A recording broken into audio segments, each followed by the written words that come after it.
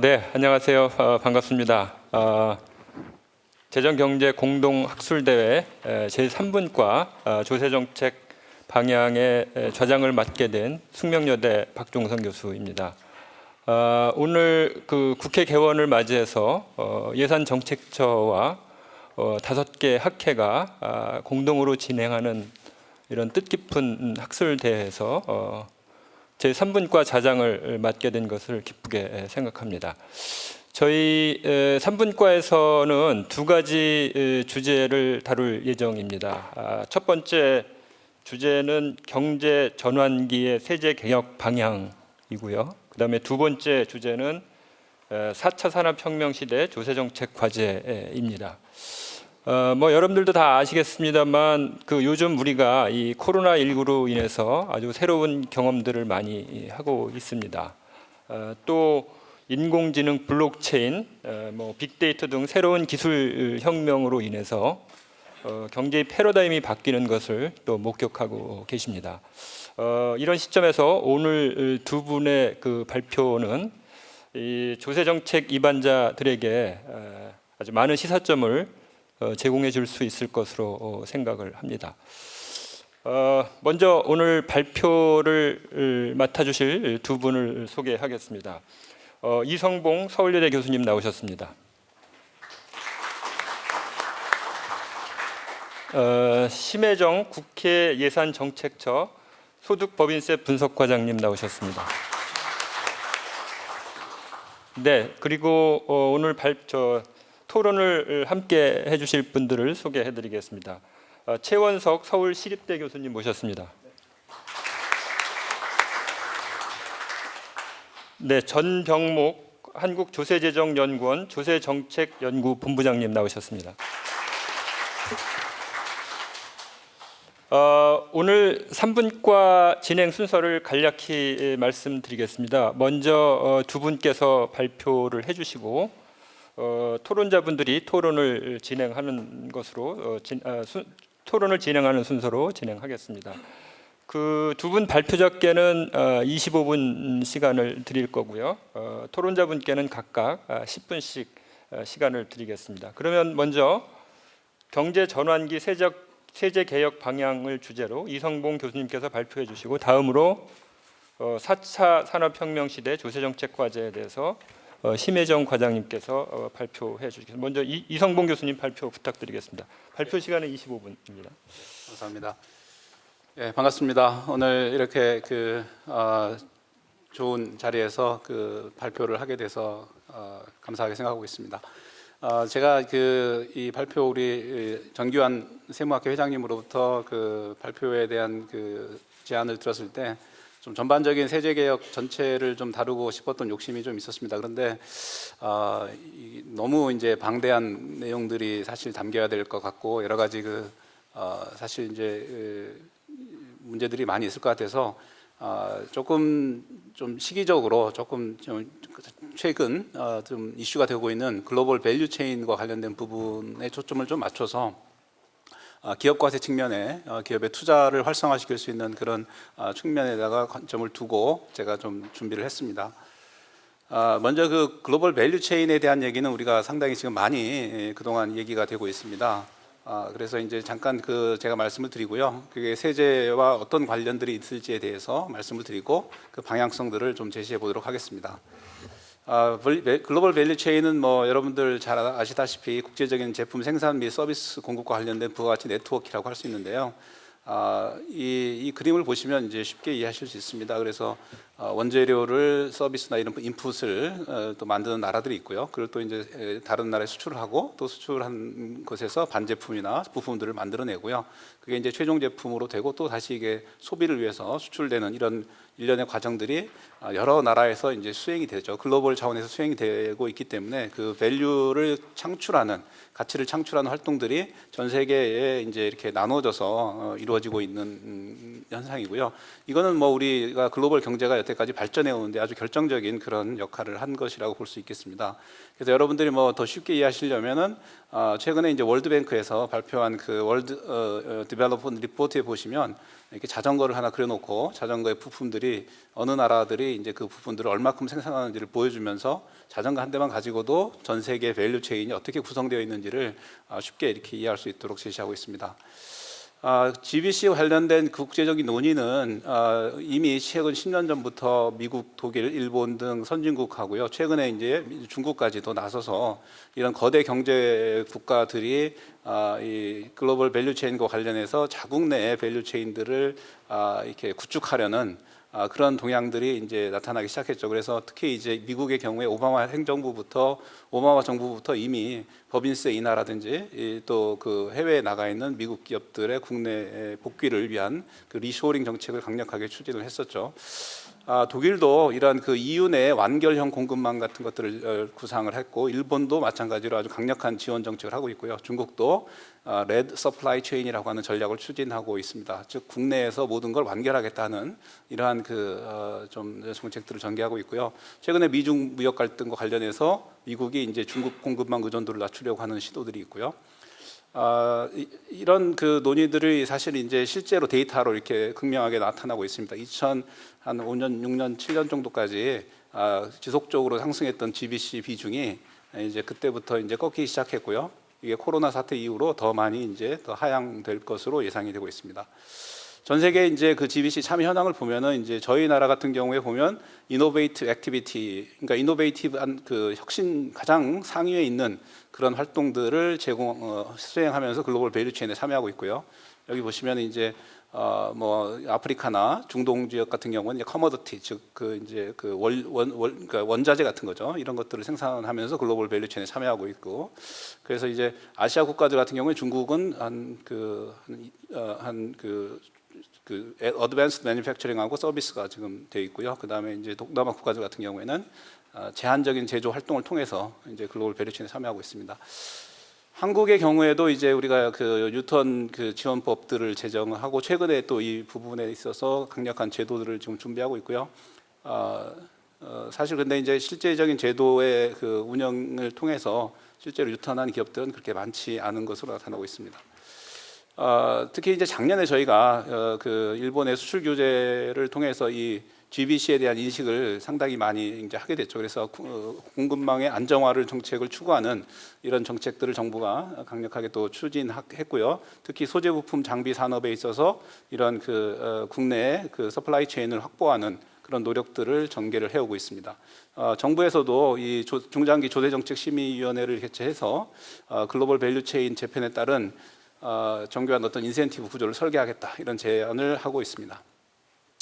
코로나19 이후에 GBC 재편 전망을 간단히 살펴보면요, 이 자료도 이제 월드 디벨롭먼트 리포트에 보시면 이 그림이 보이는데요. 보시면은 이제 그 Y축의 경우에는 그 글로벌 밸류 체인에서 전체 밸류 체인에서 그 토탈 그 글로벌 밸류 체인에서 이제 글로벌 차원의 그 비중이 얼마나 증가하고 있느냐는 거고요. X축 같은 경우에는 이제 리전 차원에서 얼마나 이제 증가하고 있냐는 부분인데요. 이게 이제 동아시아 같은 경우 보시면 여기 이제 90년에 20% 정도가 이제 그 리전이었는데 이게 2010년 정도면 25%를 넘는 그러니까 이게 무슨 얘기냐면은 대부분의 지금 그 지역들이 과거에 이제 글로벌 차원에서 이제 밸류체인에 참여했다가 최근에 와서는 리전별로, 그러니까 아시아는 아시아들끼리 이렇게 하는 부분들이 점차 증가하고 있다는 얘기고요. 이게 이제 그 최근에 거대 경제 국가들이 이제 내셔널 밸류 체인을 구축하기 시작하면서 이 부분이 이제 리저널 내셔널 부분이 더욱더 강화되는 형태로 전개되고 있다, 이렇게 데이터가 보여주고 있고요. 이러한 경향은 이제 코비드 사태 이후에 더 강력하게 나타날 것 같다, 이렇게 보이고 있습니다. 그래서 이 부분이 이제 근데 이런 그 변화가 사실 이제 거대 내수 시장을 갖고 있는 국가와 수출 의존형 국가 간에 차별적으로 영향을 미칠 것으로 전망이 되는데요. 미국이나 이런 거대 내수 시장을 갖고 있는 국가들의 경우에는 리쇼어링 정책을 통해서 또는 부품의 수입 대체, 국내 생산 등을 통해서 또는 보호주의를 통해서 이제 자국의 어떤 그 경제를 이제 유지 발전시키려고 하는 경향이 강해질 것 같고요. 다만 내수 규모가 크지 않은 이런 수출 의존형 국가 우리 한국 같은 경우에는 이런 GBC 재편에 따른 어려움이 이제 가중될 것으로 전망이 되고 있습니다. 그러니까 거대 내수 시장 같은 경우에도 이제 효율성 측면, 즉 원가 측면에서는 이제 어느 정도 그 희생을 하더라도 안정적인 그런 걸 가져가기 위해서 이제 이런 좀 그 하더라도 이제 문제가 없을 테지만 우리는 양쪽으로 이제 어려운 상황이 된다 이렇게 볼 수 있겠습니다. 그래서 이제 특히 이제 보호무역주의가 더욱더 확대될 것으로 보이고요. 미국의 경우에는 이제 특히나 이제 차이나 디커플링 현상이 점점 더 강화되고 있고 최근에는 이제 니어쇼링이라는 말을 쓰고 있습니다. 즉 멕시코를 중국의 공급 체인의 대체지로 활용하겠다는 전략들이 나오고 있고요. 주로 이제 공급망 단위 부분을 분산화하는 그런 노력들을 미국이 지금 전개하고 있습니다. 그리고 이제 다른 한편으로 보면 이제 전 산업에 걸쳐서 GBC에 걸쳐서 디지털 혁신이 가장 이제 중요한 이슈가 될 것 같은데요. 이 부분은 이제 제 발표 이후에 바로 우리 예산정책처에 우리 과장님께서 발표를 또 해주시겠습니다. 코로나19 이후에 글로벌 그 밸류 체인을 가장 잘 보여주고 있는 게 글로벌 FDI 그 외국인 직접 투자의 내용인데요. 이게 이제 올해 발표된 웅크타드에서 발표한 월드 인베스트먼트 리포트에 보시면 올해 2020년에 최대 약 40% 정도 작년 대비 투자 전 세계 직접 투자가 감소할 것으로 예상이 되고 있고요. 이게 이제 가장 피크였던 2015년에 비해서는 60% 이상 감소될 것으로 보입니다. 그러니까 글로벌 경제라고 하는 것은 사실 지금 여러분들 세 가지죠. 사실 이제 자본이 이동하는 게 있고요. 그다음에 사람이 이동하는 게 있고 그리고 이제 재화 서비스가 이동하는 게 있는데 이 세 가지가 다 지금 이제 다 어려움에 겪는 현상이고요. 그 중에서도 이제 투자와 사람 모든 걸 다 보여주는 이 FDI가 40% 이상 감소한다는 얘기는 심각한 사실은 이 밸류 체인에 있어서의 어떤 왜곡 현상이 나타날 수 있다 이렇게 볼 수 있겠습니다. 자, 코로나19 대유행이 글로벌 FDI에 미치는 영향은 이제 단기, 중기, 장기까지 해서 올드 웅크타드에서 정확히 제시를 하고 있습니다. 그래서 특히 이제 그 다국적 기업들의 이익이 하락함에 따라서 대개 이제 전 세계 FDI의 한 50%가 다국적 기업의 유보 이익을 통해서 이제 재투자가 이루어지고 있는데 이 부분이 이제 크게 감소될 것으로 예상이 되고 있고요. 신규 투자 M&A 감소도 있고 그리고 이제 경기 침체에 따른 신규 프로젝트의 보류 그리고 이제 또 공급망 그 회복 능력의 증대 노력에 따라서 투자 철수, 리쇼어링, 투자 전환 이런 것들이 이제 이루어진다는 얘기죠. 그래서 이제 우리 한국의 입장에서 보면 외국인 투자 같은 경우에는 이 요인이 더 상당히 크다 이렇게 볼 수 있겠습니다. 즉 다국적 기업의 이익이 감소하고 선진국 기업들의 본국 회귀 현상 등으로 해서 한국에 대한 투자가 감소할 것으로 예상이 되고 있습니다만 다만 이제 기회적인 측면에서 보면 이제 코로나 대처 과정에서 어떤 투자 환경에 좋은 모습들이 보여졌었고 국내 이제 공장 가동 중단 사례가 참 많지 않았기 때문에 동아시아에서 안정적인 생산 거점으로 우리가 좀 비용 측면에서는 많이 좀 단점이 있지만 이런 안정성 측면에서는 굉장히 부각이 되고 있다 이렇게 볼 수 있겠고요. 그리고 우리가 이제 광범위한 FTA 네트워크를 갖고 있기 때문에 그 글로벌 그 거대 경제권에 대한 시장 확보 차원에서 인프라를 크게 좋은 걸 가지고 있다 하는 측면에서 거점으로서도 또 좋은 그런 그 장점이 있다 이렇게 볼 수 있겠습니다. 결국 이제 코로나 이후에 어떤 GBC 재편이 한국에 주는 세 가지 핵심적 도전은 결국 안정적인 국내 생산 체계 구축을 위한 핵심 소재 부품에 대한 국내 수급 안정화하는 부분이 이제 첫 번째고요. 이 부분은 구체적으로 보면은 소재 부품 장비, 국내 기업의 육성 및 이 분야의 외국인 투자 유치 부분이 이제 대안이 될 수 있겠고요. 두 번째로 GBC 디지털화 추세 가속화에 따라서 글로벌 혁신을 우리가 선도해야 되는 문제가 있는데 이 부분은 결국 국내의 기업이나 외국 기업들이 국내 기반을 한 혁신 활동들을 적극적으로 수행할 수 있도록 촉진하는 그런 정책이 필요하다 이렇게 볼 수 있겠고요. 그다음 세 번째로 보면은 우리가 이제 주요 세계 시장에 진출하고 있는데 이 안정적인 사업 운영을 위해서 해외 투자에 대한 부분의 어떤 현지에서의 경쟁력 강화를 위한 정부의 정책들이 좀 필요하지 않나 이렇게 생각이 듭니다. 그래서 이걸 조세하고 연결을 시켜 보면은요, 이 GBC 자체는 어떤 이제 국가 간의 조세 경쟁, 조세 회피의 원인은 되지 않지만 이게 이제 국제 조세와 관련해서 중요한 그런 도전 사항이다 이렇게 전 세계적으로 이제 분석을 하고 있고요.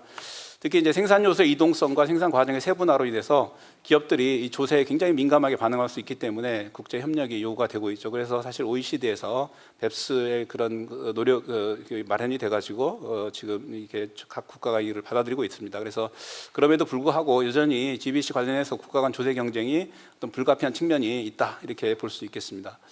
그래서 이제 코로나19 이후에 우리 예산정책처에서 또 이렇게 여러 나라들의 대응, 조세 지원 관련 대응을 정리를 해서 분석해서 보고한 바가 있습니다. 제가 이제 제시하고 싶은 것은 결국 우리가 이제 리쇼어링 정책을 위한 조세 감면 정책으로는 한계가 있다 이렇게 볼 수 있겠습니다. 그래서 이제 좀 더 큰 틀에서 GBC 재편에 대비한 조세 정책의 방향을 논의하는 것이 필요하다 이렇게 볼 수 있겠고요. 이를 위해서는 이제 결국 한국 내에서 한국 기업들 그리고 외국 기업들이 투자를 확대할 수 있는 환경을 조성하는 것이 무엇보다도 중요하고, 특히 한국 내에서 혁신 활동을 할 수 있도록 제도를 마련하는 것이 중요하겠고, 마지막으로 이제 해외 진출 한국 기업들의 현지에서의 경쟁력을 제고할 수 있는 그런 조세 제도도 역시 한번 생각해 볼 수 있겠다 이렇게 생각이 됩니다. 그래서 한 3가지 정도의 방향성을 한번 잡아봤는데요. 첫 번째로는 이제 법인세 과세 체계를 현행 글로벌 과세 체계에서 영토주의 과세 체계로 좀 개편할 필요를 제시했고요. 두 번째로는 법인세에 대한 부담을 조금 완화하는 방안을 제시를 해봤습니다. 그리고 세 번째로는 이제 R&D 등 혁신 활동을 촉진할 수 있는 그런 제도들을 조금 더 좀 강화하는 방향이 어떻겠느냐 이렇게 제시를 해보았습니다. 첫 번째 이제 글로벌 과세 체계에서 영토주의 과세 체계로 변경하는 부분은 결국 이거는 이제 국내에서 발생한 소득은 이제 국내에서만 소득을 과세를 하고, 해외에서 발생한 것은 해외에서 한번 과세하는 걸로 마치자 하는 얘기가 되겠습니다. 근데 이제 우리의 경우에는 이제 해외 소득도 해외에서 가서 되더라도 한국에 다시 와서 과세를 받고 해외에서 낸 세금은 이제 공제해 주는 그런 방식을 택하고 있는데, 이런 방식을 택하고 있는 나라가 이제 OECD 국가 중에서 우리를 포함해서 5개 나라에 불과하다. 미국도 이 과세 체계를 최근에 변경해서 영토주의 과세 체계를 변경했다는 측면에서 우리가 한번 시사하는 바가 크다 이렇게 볼 수 있겠습니다. 그래서 이제 제가 말씀드리고 싶은 거는 결국 중요한 것은 우리 기업들이 현지 시장에서 경쟁하는, 현지 시장에서 다른 그 나라의 기업들 또는 그 나라에 나와 있는 다국적 기업들과 경쟁하는 측면에 초점을 맞추어서 이 자본 수입 중립성 관점에서 우리의 조세 체계를 한번 재편해 보는 것이 어떻겠느냐 이런 제안을 하게 된 것입니다. 두 번째 이제 법인세 부담의 완화 부분인데요. 법인세의 최고세율의 변화 부분을 보면 우리가 이제 최고세율이 이렇게 높은 수준은 아니지만 전 세계적인 어떤 법인세의 어떤 인하 추세를 고려해 보면 우리는 조금 방향을 역행하는 그런 부분이 있어서 이에 대한 한번 재고를 하는 게 어떻겠느냐 하는 차원에서 제시를 해보았습니다. 그래서 미국의 경우에 이제 오바마 행정부 때부터 이제 38%에서 트럼프 행정부에 이르기까지 21%까지 인하가 되는, 그래서 실제로 이제 이 순 효과가 어느 정도가 되냐 보니까 순 FDI 유입, 그러니까 FDI 나간 거 해외 직접 투자하고 외국인 직접 투자의 그 차액이죠. 그래서 이제 이게 플러스로 3천억, 320억 달러로 증가가 돼서 약 GDP의 3에서 5%가 증가될 것이다 이렇게 보고 있고요. 이것이 이제 가구당 소득으로 보면 4,000불 이상이 증가될 것이다 이렇게 추정을 하고 있습니다. 그러니까 이제 이게 이제 사실은 법인세를 낮췄지만은 이게 이제 투자의 증가 또 그에 따른 소득의 증가를 통해서 경제가 이제 더 성장할 수 있다 이런 그런 것으로 이제 제시를 하고 있습니다. 일본의 경우에도 이제 이런 세율의 인하가 확인됐고요. 그리고 독일의 경우에도 역시 조금 더 일찍 25에서 19% 인하했고요. 영국도 이렇게 30에서 19%로 인하를 했습니다. 그러니까 우리의 세율을 보면은 이제 OECD 평균을 보면 2010년에 25.1%에서 23.5%로 낮아졌는데 한국의 경우에는 24.2에서 27.5%로 우리 예산정책제 자료를 보면 또 이렇게 확인할 수가 있습니다. 그리고 이제 법인세 한계 실효세율을 OECD 국가들 비교를 한 이런 연구 결과인데요. 이거는 이제 투자 단위가 증가할 때마다 실질적으로 부담하는 세금의 증가분을 얘기를 하는 것입니다. 그래서 사실은 이제 투자 기업 입장에서는 이제 한계 실효세율이 굉장히 중요한 지표라고 볼 수 있겠는데요. 한국의 경우에 역시 2005년하고 2014년 대비해서 보면은 조금 낮아지긴 했지만 그래도 여전히 굉장히 높은 수준이라고 볼 수 있고요. 독일과 비교를 해보면 독일은 약 10% 정도 이 변화가 있었는데 한국은 약 한 2.7% 정도만 낮아지는 이런 한계 실효세율 부분이 있다 이렇게 볼 수 있겠습니다. 그리고 이제 경총의 내부 자료를 제가 좀 받아봤는데요. OECD의 국가들 중에 제조업 비중이 높은 상위 10개 국가만 놓고 비교했을 때, 그러니까 제조업 비중이 높다는 얘기는 이제 한국하고 비슷한 그런 경제 구조를 갖고 있는 나라들을 비교했을 때 한국이 이 법인세율이 두 번째로 높은 나라다 이렇게 볼 수 있겠습니다. 그리고 우리가 세수 측면에서 보면 소득세가 전체 세수에서 차지하는 비중이 OECD 국가 중에 비해서 상대적으로 이제 낮은 수준이고요. 법인세는 OECD 국가들에 비해서 상대적으로 세수에서 차지하는 비중이 높다 이렇게 볼 수 있다면 결국 우리가 이제 선진국 형태의 조세 구조를 가져간다는 얘기는 결국 법인세 구조, 법인세를 좀 낮추고 소득세를 올리는 방향으로 좀 설계를 하는 것이 앞으로 좀 생각해봐야 될 주제다 이렇게 또 볼 수 있겠습니다. 직접적인 법인세율 인하하는 것은 사실 쉽지 않은 거라고 생각은 합니다. 그렇지만 이제 우리가 몇 가지 사실들을 볼 때 이 GBC 재편 과정에서 결국 국내 외국 기업들의 이 투자 활성화를 위해서는 이 부분이 필요하다고 생각이 들고요. 저희가 특히 주목할 내용들은 이제 2019년에 우리가 외국인 투자 조세 감면 제도를 완전히 폐지를 했습니다. 그러면서 한국에 대한 투자 환경이 상대적으로 많이 악화가 된 측면이 있고요. 그래서 이제 결국 이 부분에 있어서 국내외 기업을 동등하게 하면서 투자 친화적으로 대우하는 측면에서 우리가 법인세율을 조금 낮추는 그런 방안을 한번 고려해 볼 수가 있겠다 이렇게 생각이 들고요. 이 직접적인 법인세율 인하가 쉽지 않다고 한다면 우리가 간접적인 형태로 법인세 부담을 완화시키는 방안을 고려해 볼 필요가 있다. 특히 이제 이 범용적인 투자 임시 투자세액 공제, 이제 우리가 투자세액 공제들이 좀 있는데요. 그게 어떤 특정 그 투자 활동하고 연결돼 있어서 기업들이 쓸 수 있는 그 가능성들이 많지 않기 때문에 범용적으로 활동할 수 있는 과거에 우리가 7%까지 이거를 해줬었는데 최근에 이거 5% 도입하는 논의가 있는 걸로 알고 있습니다. 그래서 이 부분을 한번 고려할 필요가 있고요. 그다음에 2월 결손금 공제제도를 정비를 해가지고 기업의 유동성 부분의 위기를 극복할 수 있도록 좀 2월 결손금 공제 한도를 완화한다든지 공제 기한을 연장한다든지 하는 식으로 조금 완화를 할 수 있다 이렇게 생각이 들고요. 자, 세 번째로 이제 혁신활동 부분과 관련해서는 이 특허박스 제도를 우리가 한번 전향적으로 도입할 필요가 있다 이렇게 생각이 들고 특히 또 하나는 이제 연구인력 개발 준비금 제도를 도입할 필요가 있다 이렇게 보고 있습니다.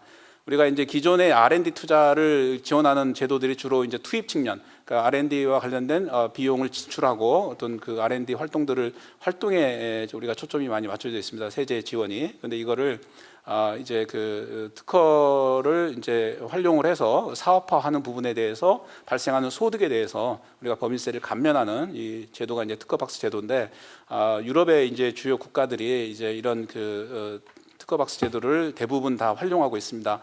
이 이야기는 결국 이제 법인세나 이런 부분들 또는 이제 외국인 투자를 유치하기 위해서 어떤 그 세제 감면을 해주는 것이 이게 이제 어렵기 때문에 기술 개발이라든지 고용 창출, 지역 개발 이런 부분에 대한 그 조세 감면들은 광범위하게 선진국들이 활용하고 있습니다. 그래서 이런 부분에서 우리가 특허박스 제도를 이제 전향적으로 할 경우에 국내에서 이제 그 국내 기업이든 외국 기업이든 이런 혁신적인 활동들을 크게 활성화할 것으로 이렇게 예상이 되고 있습니다. 마지막으로 이제 연구 인력 개발 준비금인데 이거는 이제 지금 코로나19로 인해서 유동성 위기를 직면한 기업들이 이 회임 기간이 긴 R&D 투자에 나서기가 쉽지 않습니다. 그래서 과거에 우리가 이제 연구 인력 개발 준비금 제도가 있었는데 매출액의 한 3% 범위 내에서 준비금을 적립하고 이거를 이제 그 송금으로 바로 인정을 받은 다음에 사용한 금액에 대해서 3년 거치 3년 분할 입금 산입하는 형태로 해서 R&D 활동에 지출하도록 하는 이런 제도이기 때문에 이런 과세 이연 제도를 활용을 해서 우리가 그 현대의 법인세 부담을 감소하고 그 동시에 R&D 추진도 담보할 수 있는 이런 좋은 그런 제도다 이렇게 볼 수 있겠습니다. 그래서 이런 제도도 재도입하는 것을 전향적으로 도입할 필요가 있다 이렇게 생각이 듭니다. 이상으로 발표를 마치겠습니다. 감사합니다. 네, 이성봉 교수님 감사합니다. 다음은 심혜정 과장님 발표 부탁드리겠습니다. 네, 고맙습니다. 국회 예산정책처 소득법인세 과장 심혜정입니다. 오늘 주제는 4차 산업혁명 시대 조세 정책 과제입니다. 4차 산업혁명 그 용어의 어떤 논의, 이게 4차 산업혁명인가, 데이터 시대인가, 디지털 시대인가 그런 용어의 논란에도 불구하고 제가 최근에 본 논문에 의하면 2017년 이후에 최근 2년간 국내에 발행된 도서 500여 종의 책 제목에 4차 산업혁명이 쓰였다고 합니다. 이런 지수적인 표현만을 봐도 사실 대전환임에는 분명하고 거기에 국회 예산정책처도 하나의 보고서를 더했습니다. 4차 산업혁명 시대의 조세정책 과제는 무엇인가를 좀 짚어봤습니다. 이 4차 산업혁명이 지금 전개되고 있는 기술 변화가 앞으로 어떻게 전개될 것인가에 대해서는 다양한 예상과 추측과 전망이 난무하고 있는 사실입니다. 사실 불확실한 상황이고, 그래서 저희는 구체적인 어떤 정책 과제를 제시하기보다는 이러한 환경 변화들이, 정책 환경 변화들이 무엇인지 짚어보고, 그리고 구체적으로 그것을 정책 대응을 마련할 때 좋은 참고 자료가 될 수 있었으면 좋겠다는 바람으로 이 보고서를 작성했습니다.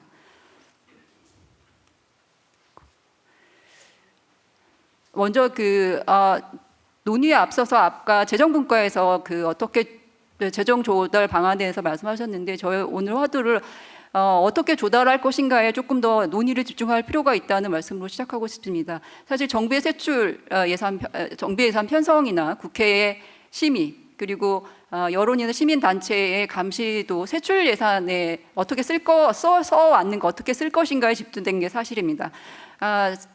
그렇지만 지금 세입이 세출을 제약할 가능성이라는 공공연한 비밀이 더욱 확연해지고 있고, 코로나19 위기 이후에 우리가 앞으로 겪어야 할 위기는 이제 어떤 재앙적인 고령화 시대가 목전에 직면해 있고 통일 시대를 대비해야 합니다. 그래서 어떻게 조달할 것인가, 합리적으로 재원 조달할 것인가에 조금 더 논의가 진행되었으면 좋겠다는 생각입니다. 먼저 문제의식의 출발은 4차 산업혁명의 진전으로 다양한 정책 환경의 변화가 예상이 되는데, 그렇다면 지금 현재의 조세 시스템은 그러한 시대 변화에 부응하는가, 이런 문제의식에서 출발을 했습니다. 이러한 문제의식을 가지고 저희가 작년에 국회 예산정책처가 중요한 연구 용역을 실시를 했습니다. 이러한 기술혁명, 기술 진보에 따라서 조세 정책이 제대로 대응하고 있는가, 민간 기업 그리고 정부 전문가 집단을 대상으로 설문조사를 실시를 했습니다. 그 결과 민간과 정부 간에는 상당한 인식 차이가 존재하는 걸로 나타났습니다. 먼저 민간 기업에서는 지금 진행하고 있는 기술 변화가 상당히 중대한 환경 변화라고 인식을 하고 있는 것 같습니다. 반면에 정부는 조금 더 가시화된 가상화폐라든가 그런 기술을 중심으로 인식을 하고 있는 것 같습니다. 조금 더 인식 차이가 큰 부분은 지금 현행 법령과 규제가 어떤 제대로 기술 진보에 맞춰서 따라가고 있는가에 대한 질문에 있어서 민간에서는 사실 조금 갭이 있는 것 같다, 제조업 패러다임에서 벗어나지 못하고 있는 것 같다라고 대답한 반면에 정부에서는 조금 신중한 입장인 것 같습니다. 왜냐하면 이것이 어떤 선제적인 대응이 오히려 산업에 왜곡을 초래할 수 있거나 어떤 규제로 작용할 수 있기 때문에 조금 더 신중하게, 조금 가시화된 이후에 정책을 고민하겠다는 입장이고, 현재 조세 체계 내에서 충분히 과세 가능하다는 입장이었습니다. 저희가 조금 더 관심 있게 보았던 것은 지금의 투자 지원 조세 지원 제도가 실제로 지금 이런 기술 진보 시대에 실제로 기업의 유인이 되는가에 대한 질문인데, 거기에 대한 대답이 민간 기업들은 사실 관심 없다라는 충격적인 답변이었습니다. 그렇다고 한다면 이러한 답변이라는 것은 지금의 투자 지원 제도가 실제로 어떤 기술 혁신을 유도하고 선도하는 데는 조금 한계가 있지 않은가 하는 것을 의미를 내포하고 있습니다. 이러한 문제의식을 가지고 먼저 저희가 조세 환경 변화를 먼저 간략하게 짚어보겠습니다. 먼저 사실 이제 국제적인 세원의 이동성입니다. 디지털 시대의 새로운 비즈니스 사업 모델 플랫폼이라는 것을 통해서 플랫폼의 어떤 확장적 그러한 속성 때문에 플랫폼 자본주의가 자본주의의 핵심으로 자리매김할 것이라는 전망들이 나오고 있습니다. 그러한 플랫폼에 기반한 디지털 기업들이 급성장함에도 불구하고 지금의 1920년에 마련된 고정사업장을 기준으로 한 조세조약으로는 이들에게 대해서 효과적으로 과세할 수 없다는 문제가 제기되고 있습니다. 다음으로 이러한 기술 혁신이 노동시장의 지형과 성격을 어떻게 변화시킬 것인가는 사실 가장 관심이 높고 뜨거운 민감한 주제인 것 같습니다. 다들 알고 계시겠지만 이런 인공지능과 자동화가 일자리를 대체할 것이다 라는 우려가 드러나온 가운데, 최근에 코로나19로 드러난 진실은 최근에 2020년에 브루킹스 연구소에서 연구한 결과에 따르면 오른쪽 그림의 그래프입니다. 그 경제 위기가 자동화 속도를 증폭시킨다는 것입니다. 경제 위기에는 사실은 이제 일자리도 수요도 감소하고 하기 때문에 노동의 비용도 싸지지만 기업의 수익성 악화가 더 크게 일어나기 때문에 기업의 수익성이 악화가 그 노동 비용을 따라잡지 못한다. 그래서 상대적으로 비싸진 노동 비용 대신에 값싼 기술력을 대체하고 그것이 위기 극복 이후에도 이런 루틴한 직업 일자리는 그 이전 수준으로 백업하지 못한다라는 것입니다. 또 하나 그러면은 이런 직업의 종말 시대에 살아남을 수 있는 일자리의 조건은 무엇인가? 그것은 기술력을 바탕으로 원격으로 업무를 처리할 수 있을 것이라는 것입니다. 또 이러한 우려와는 반대로 새로운 혁신적인 산업을 통해서 상당한 많은 일자리가 생겨날 것이라는 기대도 많습니다. 최근 조사에 따르면 향후 5년간 200만 개의 새로운 AI나 3D 프린팅, 그다음에 로봇 산업으로 200만짜리의 새로운 일자리가 생겨날 것이고 그 중에서 65%는 우리가 지금까지 겪어보지 못한 새로운 일자리일 것이다라는 전망 결과들이 있습니다. 그리고 그 플랫폼이라는 매개체를 통해서 그동안의 노동시장에 정형화된 하나의 고용주에 종속적으로 고용관계를 맺고 근로시간과 근로공간이 제한적인 이러한 노동시장의 고용 형태가 완전히 비정형적으로 바뀌어가고 있는 사실입니다. 그러한 노동시장의 비정형성에 대해서는 기대와 우려가 상존하는 상황입니다. 사실 이로 인해서 노동시장의 변화를 바탕으로 한 일자리 격차 그리고 임금 격차, 소득 격차로 인한 소득 불균형의 심화는 사실 지난한 과제이기도 합니다. 그럼에도 불구하고 이러한 것들이 기술 변화로 훨씬 더 심화될 것이고 정부 정책은 사회 안전망 강화, 통합 유지를 위한 정책적 노력이 더 필요한 시점이라고 할 수 있겠습니다. 그리고 최근에 이제 언론에도 논의되고 있는 그리고 국회에서도 많은 발의가 있었습니다. 가상화폐 등 새로운 유형의 경제적 실체가 등장하고 기존의 법규가 인프라가 새로운 경제 실체에 대해서 효과적으로 과세할 수 있는가에 대한 한계도 드러나고 있는 사실입니다. 그리고 마지막으로 조세환경 변화에서 제가 그림을 그려봤습니다. 제가 그림이 좀 작아서 안 보이긴 하지만 우리나라 경제 성장의 과정과 기술혁명 시대를 두 개를 겹쳐봤는데요.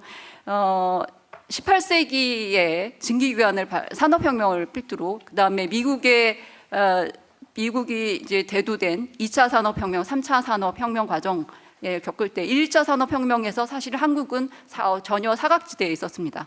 3차 산업혁명 후반기에 한국 경제가 편입하면서 최근 압축 성장으로 최근 1960년부터 최근까지 400배의 1인당 GDP의 성장을 압축 성장을 이뤄낸 국가가 대한민국입니다. 그렇다면 지금 이 혁명처럼 일어난 기술 변화 시대에 어떻게 우리가 편승해서 이것을 기회로 다시 도약할 수 있는가의 기로에 서 있습니다. 그 가운데서 정부가 어떻게 효과적으로 이것들을 정책적으로 지원할 수가 있는 것도 깊은 고민이 필요한 상황이라고 할 수 있겠습니다.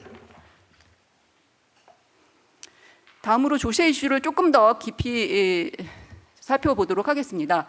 먼저 그 세원의 이동성과 관련된 디지털 경제와 기업 과세 부분입니다. 지금 1920년에 마련된 고종사업장 기준에 의해서 디지털 기업의 효과적인 과세를 할 수 없음에 대해서 OECD 중심으로 새로운 과세 체계가 논의 중입니다. 이것은 사실 인위적으로 과세권을 배분하려는 방식입니다.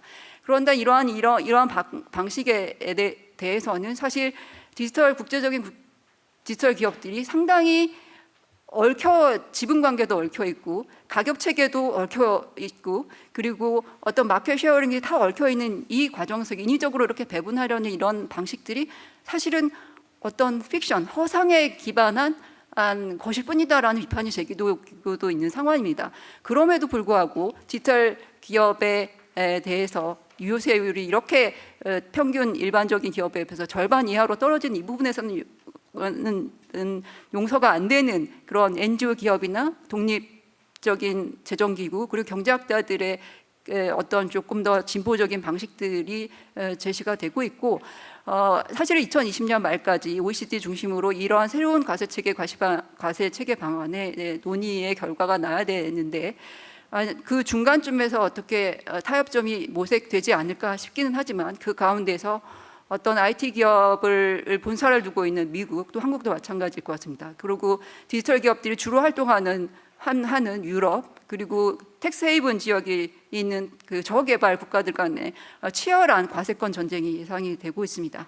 한국의 경우에는 저희가 그 설문조사 결과에 따르면 국내 IT 기업들이 오히려 다국적 기업에 대해서 역차별을 받고 있다. 그리고 소비지국에 대해서 이러한 디지털세를 강화할 경우에 우리나라 이중과세 문제가 제기될 부분에 우려하고 있는 것 같습니다.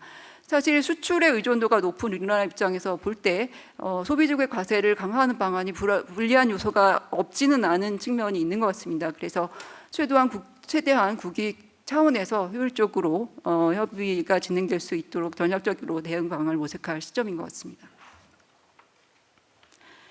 다음으로 노동시장의 변화와 소득세입니다. 지금 기술 변화로 일어나고 있는 고용 노동시장의 비정형성은 숙련 노동자와 비숙련 노동자 간에 상당히 유형이 차이가 나기 때문에 분리해서 살펴보았습니다. 먼저 전통적인 근로자와 자영업자 간의 경계가 불분명한 회색지대의 고용 형태가 증가하고 있습니다. 사실 노동시장에 상대적으로 좀 안정적이고 고숙련, 로봇의 인공지능된 기술을 가진 그런 인력들은 전통적인 근로 형태보다는 조금 노동 유연성이 강한 그러한 새로운 고용 형태로 자발적으로 이동하려고 하는 요인이 존재합니다. 조세 체계에서도 근로자와 자영업자를 비교해 보면 근로자는 과세소득이 100% 노출이 되기 때문에 자영업자로 조금 이동할 요인이 있는 것 같습니다. 그러한 차이 때문에 현행의 조세 소득세 체계는 어떤 자영업자가 과소 신고할 수 있는 가능성을 감안해서 근로소득자에게 훨씬 더 넓은 소득공제와 세액공제를 제공하고 있고 그로 인해서 근로소득자의 실효세율이 자영업자 실효세율보다 낮은 것이 사실입니다. 그렇지만 그 밑에 그래프를 보시면 최근에 근로소득자에 대해서 고소득 구간에서 계속적으로 실효세율을 인상해 왔기 때문에 4억 원 초과 고소득 구간에서는 오히려 자영업자가 더 실효세율이 낮은 것으로 추정이 되었습니다. 최근 5억 이상 유튜버들이 탈세가 사회적 이슈가 되고 있고 이런 것을 해결하기 위해서 법정으로 단순경 비율을 높여달라는 논의가 있었는데 그런 것을 고려한다 할지라도 자영업자와 근로자 간의 과세 형평성 확보가 필요한 시점으로 보입니다. 그리고 또 하나는 저숙련 노동에 있어서는 사실은 이런 고용시장의 비정형성의 유동성이라는 가치가 오히려 조금 더 고용 안정성을 더 크게 선호되는 가치일 수가 있을 것 같습니다. 그런데 반면에 고용주는 어떤 비임금 비임금 노동 비용을 줄일 수 있는 이런 새로운 고용 형태로 를 선호할 수가 있고 이런 경우에는 사실 저숙련 노동자들이 어떤 사회보장제도의 사각지대에 위치할 우려도 생길 수 있습니다. 그리고 플랫폼이라는 기반 자체가 지금의 과세 기반을 투명하게 하는 원천징수라는 제도를 조금 어렵게 할 부분이 있기 때문에 과세상 비공식 부문에 확대될 가능성도 제기가 되고 있습니다. 그래서 새로운 고용 형태의 소득 안정성을 보장하면서도 이 새로운 고용 형태가 비공식 부문으로 잠식되지 않고 공식 부문에 남아있을 수 있도록 하는 방안이 모색될 필요가 있어 보입니다. 그리고 새로운 경제 실체, 최근에 이제 가상화폐가 가장 화두가 되었고요. 이 부분에 대해서는 사실 올해 세법 개정에 기재부가 방안을 마련해 올 것으로 예상이 되고 있습니다. 소득세를 양도소득세로 양도소득세를 과세할 것인지 기타 소득세로 과세할 것인지 이런 것들이 이제 논의가 이제 거의 진행이 어느 정도 돼 있는 것 같고요. 최근에 금융소득 세제 개편과 같이 이것도 같이 논의하면서 전통적인 경제와의 과세 형평성과 세액 기반을 확충하는 측면에서 과세 기준을 확실하게 명확하게 설정할 필요가 있어 보입니다. 그리고 혁신을 어떻게 조세가 지원할 수 있는가? 이건 사실 뭐 R&D 재정 지출 규모와 다양한 조세 지원들이 제공이 되고 있는 것이 사실입니다. 그럼에도 불구하고 아까 설문조사에서 지금의 정부의 조세 지원 제도는 제조 프레임에 있어서 사실은 별로 관심 없다라는 그런 인식에 조금 초점을 맞춰 보면 지금의 환경 변화가 조금 더 염두를 두고 패러다임을 좀 재설계할 수 있는 고민이 필요하다고 생각이 됩니다.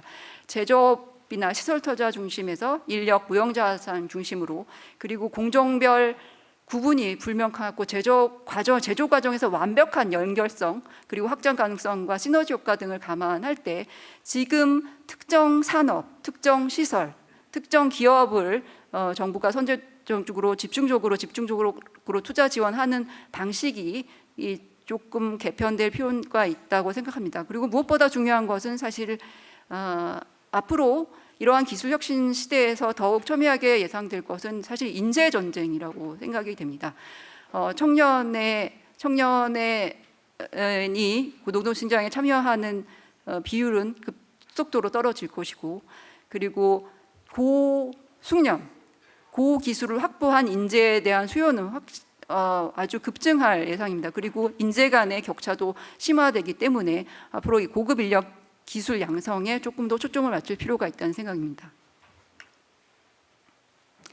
그리고 마지막 조세 이슈인 세무행정 부분입니다. 사실 세무행정이라는 부분은 어떤 디지털 경제 플랫폼이라고 하는 우리가 무형의 비즈니스 모델 때문에 비공식 부분이 확대될 수 있고, 이로 인해서 세무복잡의 어려움이 증대될 수 있다는 어려움이 있습니다. 그럼에도 불구하고 사실은 지금 대한민국에는 1000만여 대의 CCTV가 설치되어 있고, 수도권에 사시는 여러분들은 하루에 150회 이상의 CCTV에 노출되고 있다고 하니 정부의 어떤 서베일런스, 감시 기능도 크게 확대되고 있는 것이 사실입니다. 그런데 이러한 데이터 기반의 과세 인프라를 잘 구축만 한다면 사실은 세무행정은 오히려 기회의 요인이 될 수 있습니다. 그렇지만 거기에 선제될 것은 개인정보를 어떻게 보호하면서 데이터 기반 과세 인프라를 구축하는가, 이것들을 어떻게 잘 해결 방안을 모색하는 것이 관건일 텐데요.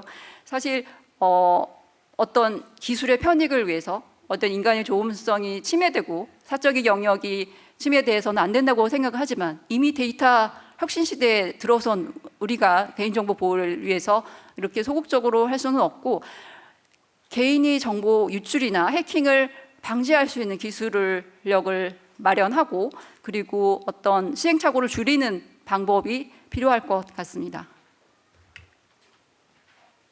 그래서 마지막으로 향후 조세 정책 과제로 랩업을 하겠습니다.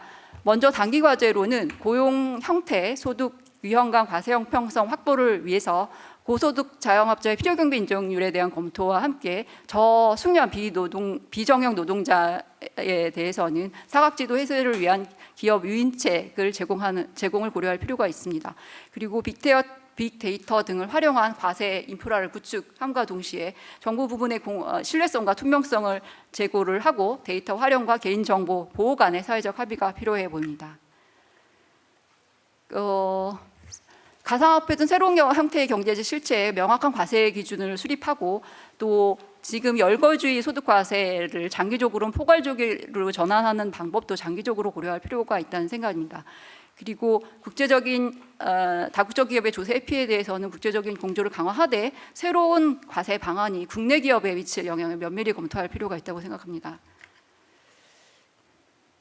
그리고 마지막으로 중장기 과제는 사실 혁신도 중요하지만 정부가 할 일은 이 격차, 소득 격차, 일자리 격차를 어떻게 잘 통합하는가 문제인데, 그것은 이제 조세, 소득세 등 조세뿐만 아니라 재정 지출을 전체적으로 포괄한 전체 재정 운영의 관점에서 정책 조합 간 균형이 필요해 봅니다. 그리고 사실 일자리 격차, 소득 격차를 해소하는 역사적으로 중요한 요소는 교육이었다고 생각을 합니다. 그래서 글로벌 지식사회에서 인재 확보 경쟁이 더욱 심화가 예상이 됨에 따라 인적 자본 투자에 훨씬 더 지원을 강화할 필요가 있습니다. 그리고 마지막으로 세원 파악이 상대적으로 용이한 소비세 활용 강화 방안을 고려할 필요가 있다는 생각입니다. 이상으로 발표를 마치겠습니다.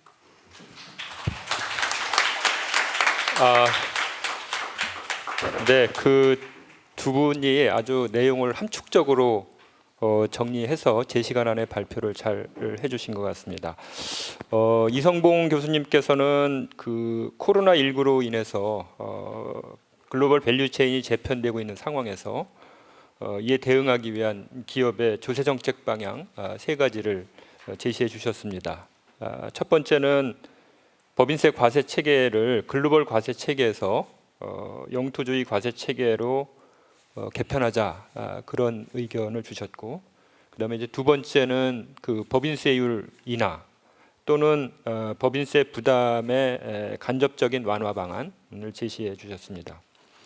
그리고 이제 마지막으로 기업의 R&D 활동을 촉진하기 위한 특허박스 제도의 도입 내지는 연구 인력 개발 준비금 제도의 재도입 등을 주장해 주셨고요.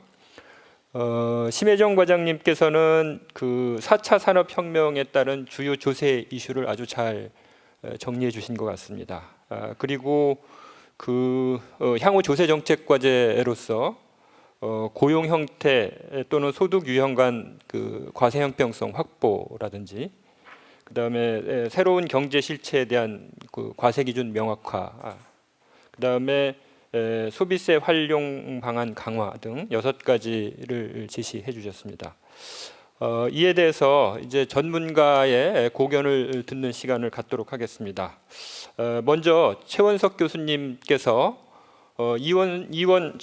이성봉 교수님께서 발표하신 그 내용에 대해서 한 10분 정도 토론을 해주시기 바랍니다. 두 편이 아니고 한 편만. 네. 그렇구나. 네, 알겠습니다. 두 번째 논문에 대해서도 준비를 해왔는데 간단하게. 네, 뭐 간단히 시간 되시면 간략해 주셔도 좋습니다. 네. 시간이 좀 넉넉하니까요. 뭐 간단히 네. 해주십시오. 저는 그 슬라이드를 따로 만들진 않았는데, 하여튼 국회가 새로 개원해가지고 경제 재정 관련 그 학회들이 공동으로 그런 학술 대회를 개최하는 건 굉장히 의미가 있고, 그다음 국회가 앞으로 해야 될 일에 대해서 다시 한번 리마인드를 한다는 차원에서도 의미가 있는 그런 학술 대회라고 생각합니다. 그 발제문에 대해서 간단하게 제 생각을 말씀드리고, 그다음에 제가 조세 재정 정책에 관해서 평소에 갖고 있던 생각 간단하게 말씀드리도록 하겠습니다. 첫 번째 발제문은 이제 글로벌 밸류체인에 이제 그 재편되면서 과연 이런 그 글로벌 밸류체인의 한 축을 담당하고 있던 우리나라 입장에서 기업의 조세 정책을 어떤 식으로 가져가야 할 것이냐에 대한 발제문이었다고 생각이 되고요. 이 교수님께서 제안한 방법은 한국에 투자를 좀 할 수 있는 환경을 좀 만들자, 뭐 이런 것이 가장 큰 주제의 큰 방향이었다고 생각합니다. 동의하고요. 기본적으로 동의하고, 그다음에 이제 그 투자 환경을 조성할 때 과연 그 투자자들이 얼마나 조세라고 하는 것을 더 first로 생각할지에 대해서는 뭐 그 논란의 여지는 있지만, 어쨌거나 여러 가지 중요한 팩터들 중에 하나임은 분명하기 때문에 그런 측면에서 이제 조세가 이제 그 투자자들 입장에서는 중요한 요소다 이렇게 생각을 하고요. 그런 차원에서 이제 그 좋은 기업하기 좋은 환경을 만든다는 차원에서 이제 그 제안하신 방법 중에 글로벌 과세 체계에서 이제 영토주의 과세 체계, 그리고 법인세 부담 완화, 이게 두 가지를 제안을 하셨습니다. 기본적으로 이제 그 우리나라 이제 글로벌 이렇게 그 추세가 이제 해외에서 벌어들인 소득은 우리 과세 당국이 신경을 쓰지 않고 우리 그 영토 안에서 벌어들인 소득에 대해서만 신경을 쓰고, 거기서 해외에서 벌어들인 소득은 그 해당되는 나라에서 세금을 내기 때문에 그 뭐 이중과세를 조정한다거나 하는 그런 또 복잡한 조세 제도가 필요 없다는 측면에서 많은 나라들이 그 지금 그 글로벌 과세 체계에서 영토주의 과세 체계로 지금 바뀌고 있는 추세이고, 그런 측면에서는 우리가 고려할 만한데, 이제 한 가지 걱정스러운 부분은 이제 이렇게 됐을 때 과연 이제 그 세수, 우리나라 어쨌든 재정 측면을 고려할 수밖에 없는데, 과연 이렇게 이제 과세 체계를 바꾸면 세수에 부정적인 영향이 있지는 않을까 하는 그런 우려의 시각이 있는 것도 사실입니다. 그래서 이 논의가 좀 더 구체적이고 좀 더 힘을 받기 위해서는 이제 우리가 기존에 가지고 있던 데이터들을 활용하고 다른 나라 사례들을 참고해서 과연 이렇게 과세 체계를 글로벌 과세 체계에서 영토주의 과세 체계를 바꾸었을 때 세수에는 어떤 영향이 있을 것인가에 대한 것을 좀 실증적으로 검토를 한 다음에 그 실증적인 데이터를 가지고 좀 더 이 문제에 관해서 조금 더 구체적인 논의를 진전하는 것이 그냥 이제 말로 끝나는 것이 아니라 좀 더 제도화를 할 때는 더 의미 있는 작업이 되지 않을까 그런 생각을 해봤습니다. 그리고 이제 두 번째에 이제 그 법인세 부담 완화에 대한 문제는 많은 나라들이 이제 이런 방향으로 이제 가고 있는데, 우리나라는 약간 예외적으로 법인세를 좀 더 현 정부 들어서도 좀 강화하는 방향으로 가고 있는 것 같습니다. 그러니까 이건 약간의 어떤 정책적인 판단이고 약간의 가치 판단도 들어있는 것 같고요. 그래서 이제 이거는 이제 그 정책을 담당하고 있는 그런 이 정부가 어떤 생각을 가지고 있느냐에 따라서 다른 문제이긴 하나, 이것도 이제 지금 가장 크게 우려하는 것도 이것도 세수거든요. 세수가 이제 줄어들 것인가에 대한 우려 내지는 걱정. 이것이 바람직한 방향임은 알고 있으나 이게 세수에 미치는 영향 때문에 이게 쉽게 이쪽으로 가지 못하고 있는 것으로 판단됩니다. 그래서 이 문제도 그러면 뭐 다른 나라 사례도 좋고 우리나라의 기존 과거 데이터를 가지고 이제 이 법인세를 인하했을 때 과연 세수에는 어떤 영향이 있었는지에 관해서 좀 더 실증적인 데이터를 가지고 논의를 진전시킨다면 훨씬 더 생산적인 논의가 나오지 않을까 그런 생각을 해봤습니다. 그다음에 이제 제가 토론할 주제는 아니지만 심 과장님께서 이제 4차 산업혁명과 관련해서 여러 가지 조세 이슈나 정책 과제에 대해서 말씀해 주셨고, 저도 대부분 동의하고 그런 고민이 필요한 시기라고 생각합니다. 그 중에서도 저는 한 두 가지 정도가 이제 눈에 띄었는데요. 하나는 이제 우리 정치권에서 좀 이제 논의하는 거를 좀 꺼려하는 부가가치세를 필두로 하는 소비세 활용 방안과 그다음에 이제 세무 행정의 중요성, 이 두 가지가 눈에 띄었는데요.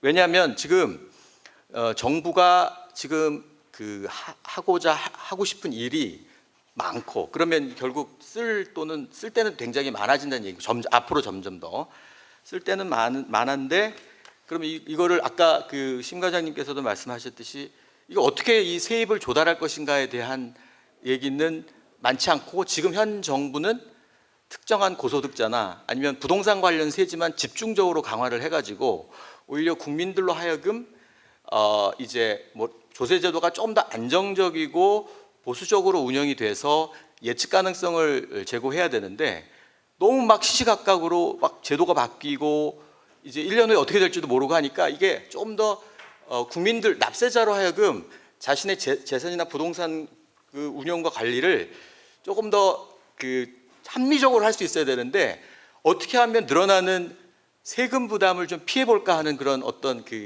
이런 왜곡된 의사결정을 하게 되고, 그 사이에서 약간 비효율 내지는 비용이 발생하게 되는 그런 문제가 있습니다. 그래서 저는 이제 시민 과장님께서도 말씀하셨듯이 이제 좀 더 보편적인, 우리가 어차피 정부가 돈을 쓰면 그 혜택은 고소득자만 누리는 게 아니라 일반적인 국민들이 혜택을 보기 때문에 좀 더 보편적인 세액 부담 증가, 그러니까 예를 들면 뭐 부가세 같은 게 이제 보편적인 세 부담을 하는 거잖아요, 국민들이.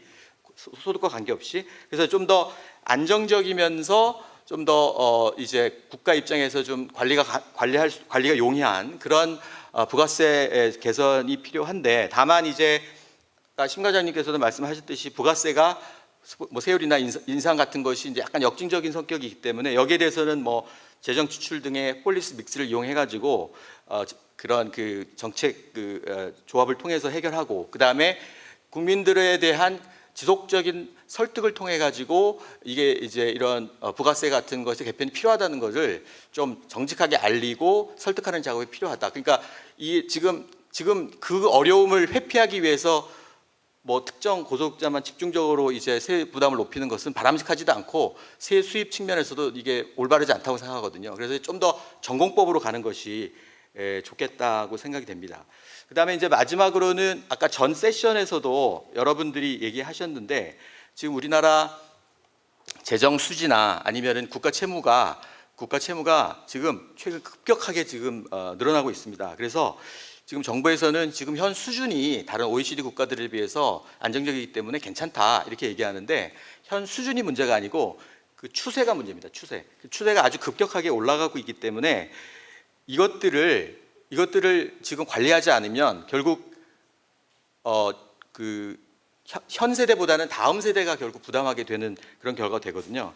그래서 그 다음에 쪽 아까 이 박사님도 말씀하셨듯이 국가 신인도, 국제 신인도에도 문제가 있고, 또 우리 원화가 또 되게 위험하게 되고 위험 자산화 될 수도 있고, 그다음에 기업들이 해외 채권 발행하는데도 어려움이 생길 수도 있고, 그다음에 외국인들이 또 떠날 수도 있고. 그래서 우리나라는 미국이나 일본, EU처럼 기축통화국이 아니거든요. 그러니까 우리나라가 어떤 회계 결제를 하려면 뭐 달러로 바꾸든가 뭐 이렇게 해서 결제가 이루어지기 때문에 이렇게 이제 이 채무 국채가 커진다는 것은 바람직하지도 않고 지속 가능하지도 않은 그런 문제가 있습니다. 그래서 이 문제에 관해서는 좀 더 이제 세출할 때 항상 세입 측면을 항상 고려하고, 그다음에 이제 급격한 세출 통제를 위한 제도, 뭐 예를 들면 그 재정 준칙을 좀 엄격하게 제도화해서 운영한다거나 하는 방안이 고려돼야 되겠고, 그냥 바람직한 것은 조세 제도를 조금 더 중장기적인 관점에서 큰 그림을 그린 다음에 연차적으로 이런 제도를 도입하는 방법으로 해야지 국민들이 조세 제도에 대한 예측 가능성과 납세 수능도가 제고될 수 있지 않을까, 이런 생각입니다. 네, 이상입니다. 네, 우리 최원석 교수님 두 분이 발제하신 내용에 대해서 모두 토론을 해주셨고요. 다음은 우리 전병목 본부장님께서 심혜정 과장님이 발표하신 내용에 대해서 토론을 듣도록 하겠습니다.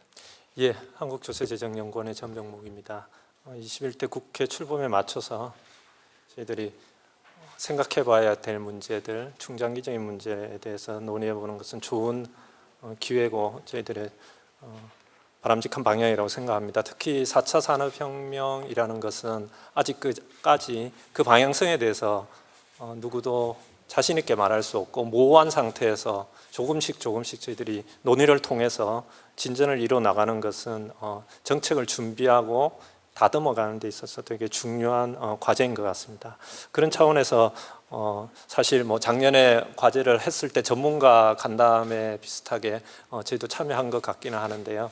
그래서 그런 다양한 사람들의 의견을 모아서 발생 예측 가능한 이벤트를 예측하고 거기에 대응할 수 있는 제도를 준비한다는 것은 상당히 중요한 일이라고 생각합니다. 워낙 이 부분들이 불확실한 부분이기 때문에 조금 저희가 동의하는 부분도 있고 저희가 조금 더 생각해야 할 부분에 대해서 말씀을 드리도록 하겠습니다. 전체적으로는 중장기적인 이슈이지만 앞서 설명해 주셨지만 중장기적이라고 했지만 저는 이제 소비세제의 활용이라든지 조세재정 지출의 연계, 이것은 지금 당장이라도 우리가 생각의 틀을 바꾸면 충분히 가능할 거라고 생각합니다. 특히 이제 소비세제 같은 경우는 이제 4차 산업혁명이 진행되면 될수록 소득세제와 유사하게 개인의 소비, 아까 CCTV도 말씀해 주셨는데 개인의 소비에 대해서 충분한 자료를 축적할 수 있습니다. 그래서 기존에 염려하던 뭐 누진성의 역진성에 관한 문제도 충분히 저는 뭐 장기적으로는 소비세에 대해서도 우리가 누진성을 충분히 고려해 볼 수 있지 않을까 그렇게 생각합니다. 여러 가지 정보가 잘 수집된다는 환경 하에서요. 그래서 그런 부분에 대해서 저희들이 좀 더 적극적으로 준비하고 생각해 나갈 수 있으면 좋겠다 그런 생각이 듭니다. 4차 산업혁명은 생산과 서비스 방식의 혁신적인 변화입니다. 새로운 상품이 도래하고 기존에 있는 상품들은 그 역할이 줄어드는 그런 변화라고 생각합니다. 그래서 지금까지 그런 변화에서 우리가 조세정책이랑 관련된 가장 큰 변화 두 가지를 말씀을 드리면 첫 번째는 일자리에 관한 변화입니다. 익히 설명해 주셨다시피 일자리의 규모에 관한 변화와 일자리 구조에 관한 변화로 볼 수 있겠습니다. 일자리 규모에 관한 변화는 지금까지 많이 염려한 것은 일자리가 줄어들 것이다.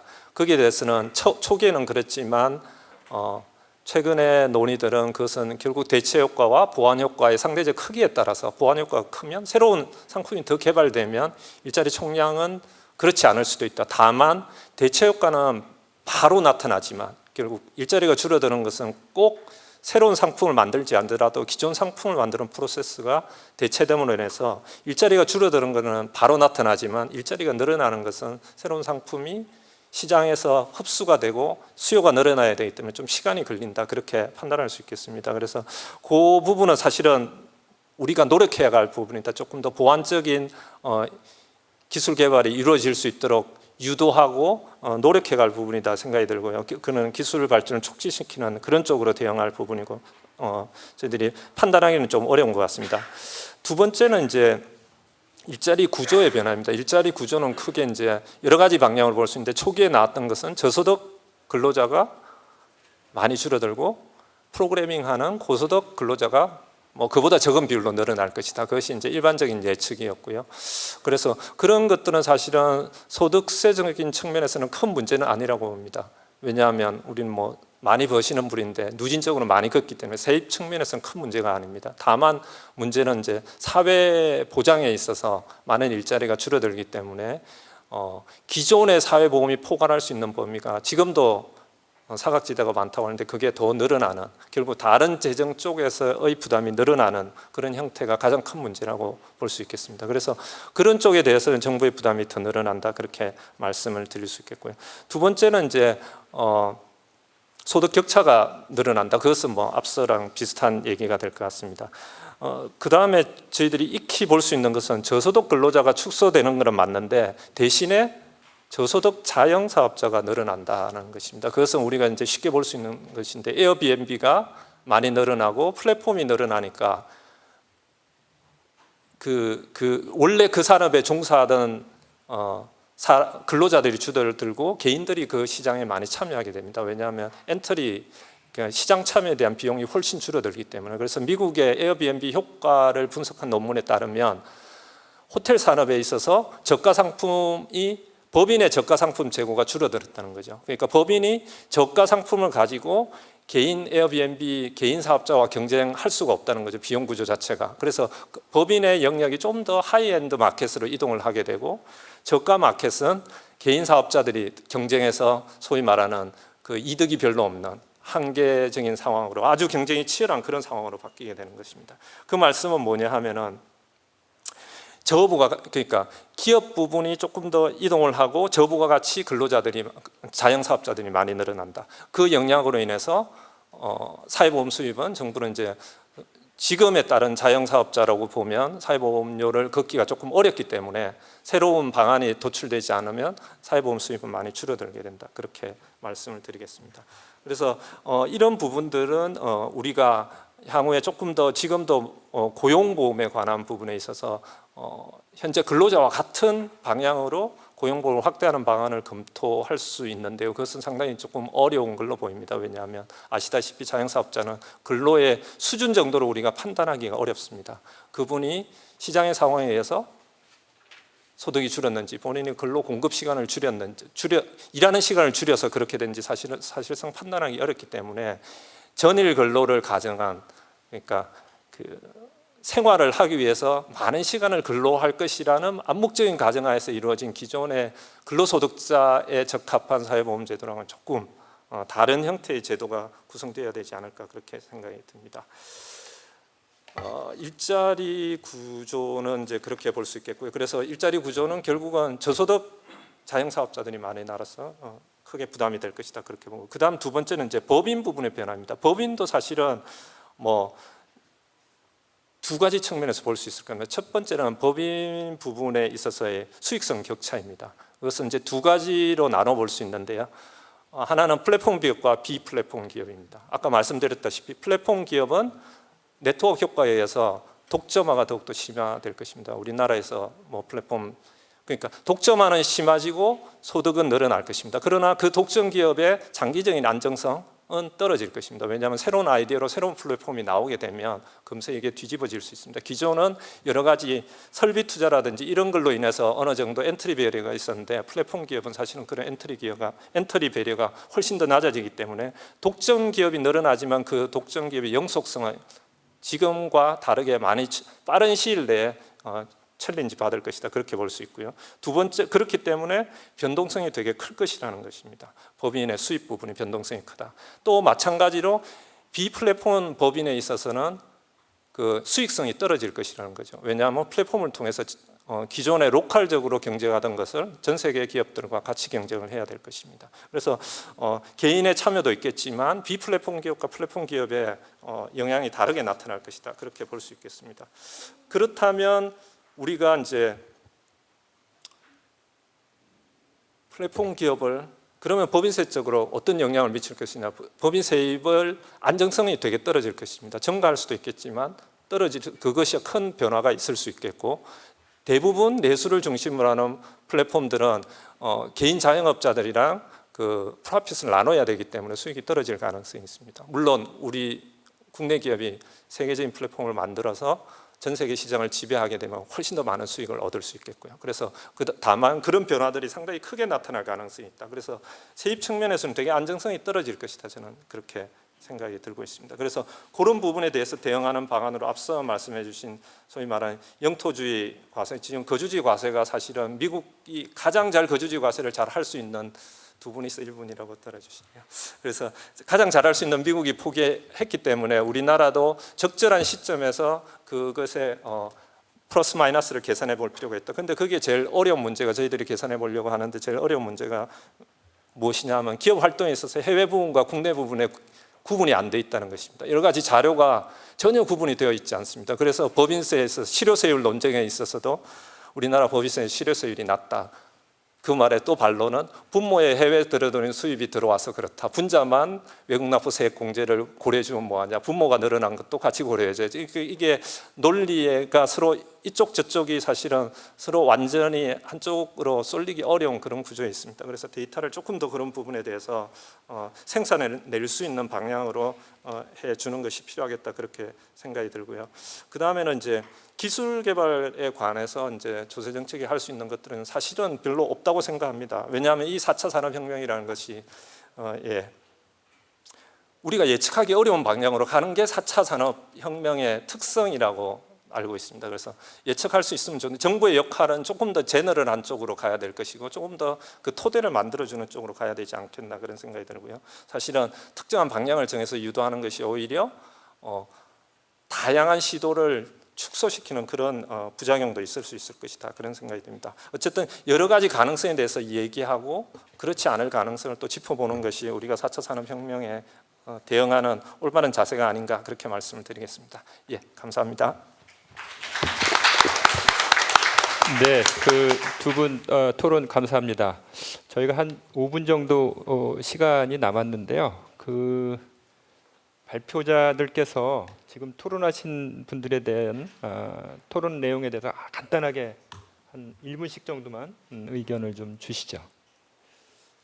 네, 그 최현석 교수님 토론해 주신 거 너무 감사를 드립니다. 저도 뭐 사실 이제 시간이 좀 많이 있었으면 말씀하신 대로 그 좀 데이터들을 가지고 그 좀 추계를 해봤으면 하는 그런 마음이 있었는데 좀 그 못한 게 좀 아쉽기는 합니다. 그래서 기회가 된다면 우리 뭐 예산정책처나 우리 학회하고 같이 해서 이런 거를 한번 프로젝트화해서 같이 연구를 좀 하면 어떨까 하는 이런 생각을 좀 해봤습니다. 네, 감사합니다.